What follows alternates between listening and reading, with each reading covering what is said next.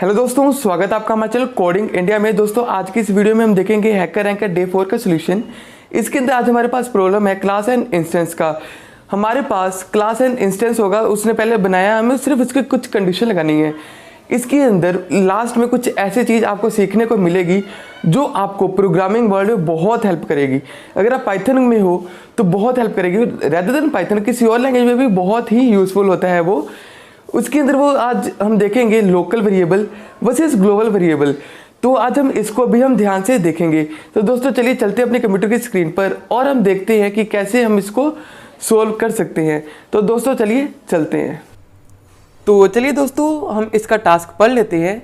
Right a person class की एक person class बनाना है हमने with an instance variable age, एक वेरिएबल के साथ जिसका नेम होगा age, and a constructor that takes an integer, और एक कंस्ट्रक्टर बनाना है जो इंटीजर लेगा, इंटीजर, और उसका नाम क्या होगा इनिशियल एज। और बाद में जो इनिशियल एज है the constructor must assign initial age to age. जब कंफर्म कर लेगा कि argument passed as initial age is not negative, जब इनिशियल एज नेगेटिव नहीं है तो वो इनिशियल एज क्या बन जाएगा, वो बन जाएगा as. If a negative argument is passed, initial age, the constructor should set age to 0 and print age is not valid, setting age to 0. In addition, you must write the following instance method. Year passes should increase the age instance variable by 1. जो year pass नाम का उस class के अंदर एक और method होगा, उसमें हम बतलाया है कि वो उसके अंदर एज की जो वैल्यू है वो 1 प्लस हो जाएगी। Am I old should perform the following conditional actions. If age is less than 13, print you are young. If age is greater than 13 and age is less than 18, print you are teenager. Otherwise print you are old. तो चलिए दोस्तों अब हम बना लेते हैं। To help you learn and example and complete this challenge, much of this code is provided for you, but you will be writing everything in future. तो इसमें से कुछ आपको कोड दिया हुआ है। Person class is the main method, don't worry if you don't understand it will quite yet. तो चलिए दोस्तों चलते हैं और यहाँ पर हम एक्सप्लेनेशन अगर आप देखना चाहते हो तो देख लेना। तो यहाँ पर हम अपना कोड लिखना स्टार्ट करते हैं। यहाँ पर उन्होंने उसको कॉल किया है, एज नाम का इंस्टेंस बनाया हुआ है, वेरिएबल बनाया हुआ है, ठीक है दोस्तों। एंड यहाँ पर पर्सन को कॉल किया है, ठीक है। एंड ये एज पास किया है, initial as constructor.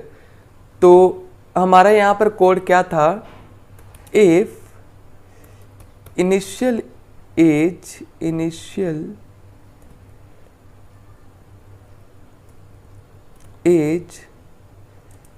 Is less than 0, print कर दो। क्या प्रिंट करना है, प्रिंट करना है age is not valid, setting age to 0। तो यहाँ पर ये प्रिंट कर देना है, ठीक है दोस्तों। अब डू सम कंप्यूटेशन, और यहाँ पर क्या था एम आई ओल्ड में था कि if age is less than 13 print you are young. If age is less than 13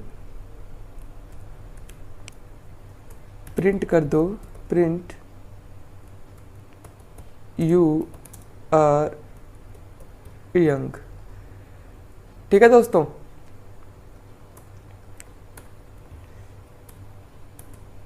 elif age is, क्या कंडीशन थी, कंडीशन थी कि अगर एज 13 से बड़ा है इक्वल है एंड 18 से छोटा है तो यू आर अ टीनेजर। तो एज 13 से बड़ा है तो 13 एंड जो एज है वो लेस देन इक्वल्स टू 18 है, तो प्रिंट कर दो, print you are teenage, and यहाँ पर स्मॉल वाई आएगा। एंड अदरवाइज क्या प्रिंट करना है, अदरवाइज यू आर ओल्ड। तो डॉट डाल देते हैं।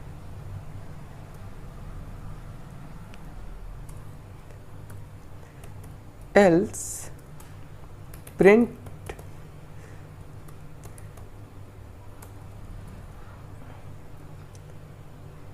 teenager who else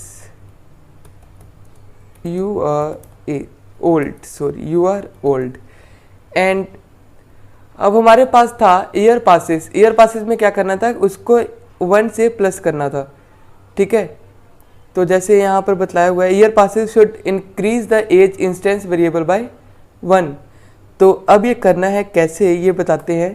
तो जैसे मेरे पास एज है, एज प्लस इक्वल्स टू 1, तो चलिए रन कोड कर लेते हैं एंड मोस्ट प्रोबेबली ये एरर ही आएगा।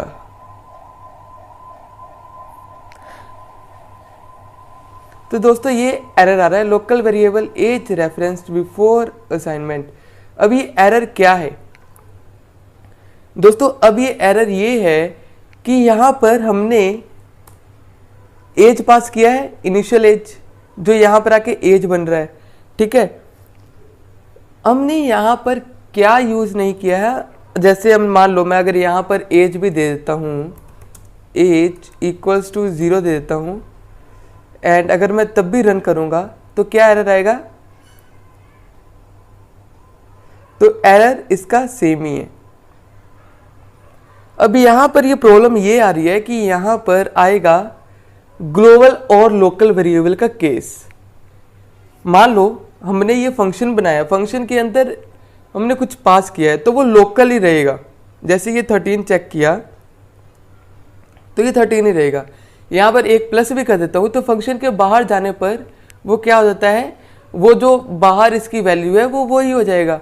तो उसके लिए हमारे पास आता है ग्लोबल कीवर्ड, तो ग्लोबल एज।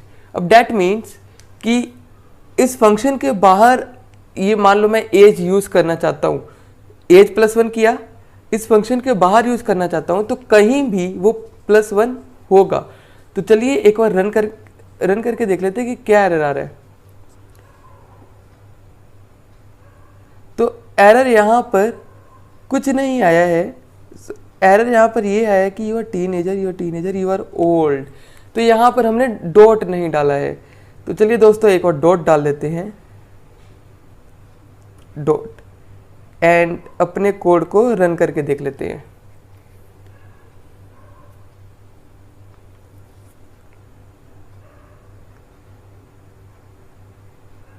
क्या एरर आ रहा है यहाँ पर? You are young you are teenager you are a teenager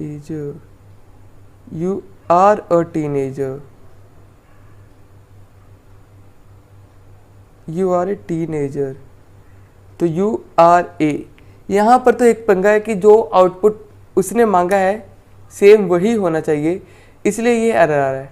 तो यू आर ए टीनेजर। तो चलिए रन कोड कर लेते हैं, अब देखते हैं कि क्या ये रन कर रहा है या अभी भी कोई एरर है। तो अब क्या एरर आ गया? Age is not defined, young teenager you are a teenager you are old you are young. Okay, तो जितने भी वाई है वो कैपिटल होने चाहिए।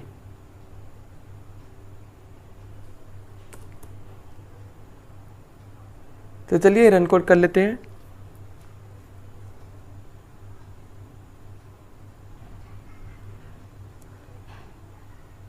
तो दोस्तों हमारा सैंपल टेस्ट केस रन हो चुका है। इसमें एक पंगा ये है कि जो भी उसने एक्सपेक्टेड आउटपुट मांगा है हमारा आउटपुट सेम होना चाहिए। वाई यहाँ पर हमने स्मॉल डाला था बट उसको चाहिए था capital. That means case sensitive यहाँ पर भी लागू है, केस सेंसिटिव का एरर आ सकता है। तो चलिए अब ये टेस्ट हो रहा है एंड दोस्तों हमारा ये रन हो चुका है। तो दोस्तों यहाँ पर ध्यान रखना कि ये ग्लोबल कीवर्ड आप हमेशा याद रखना कि जब आपको चाहिए कि जो मेरा ये लोकल वेरिएबल है ये ग्लोबल वेरिएबल की तरह काम करे तो आप यहाँ पर ग्लोबल वेरिएबल का यूज़ कर सकते हो। तो दोस्तों आई होप आपको समझ आया होगा।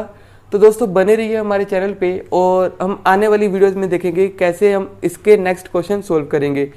तो तब तक के लिए दोस्तों जय हिंद।